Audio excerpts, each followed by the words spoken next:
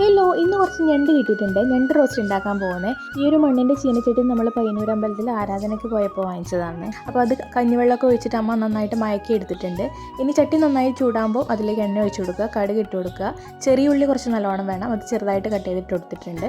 ഇനി അതിലേക്ക് ഇഞ്ചിയും വെളുത്തുള്ളിയും ചതച്ചതും കൂടി ഇട്ട് കൊടുത്തിട്ടുണ്ട്. പച്ചമുളക്, കറിവേപ്പില, ആവശ്യത്തിന് ഉപ്പ്, പിന്നെ മഞ്ഞൾപ്പൊടി, എരിവിന് ആവശ്യത്തിന് മുളക് പൊടി, കുറച്ച് മല്ലിപ്പൊടി, പിന്നെ തക്കാളിയും കൂടി ഇട്ടിട്ട് നന്നായിട്ടൊന്ന് വഴറ്റിയെടുക്കുന്നുണ്ട്. കുറച്ച് വെള്ളം കൂടി ഒഴിച്ചിട്ട് നന്നായിട്ടൊന്ന് വഴറ്റിയെടുക്കുക. കുറച്ച് കുരുമുളക് പൊടിയും കൂടി ഇട്ട് കൊടുത്തിട്ടുണ്ട്.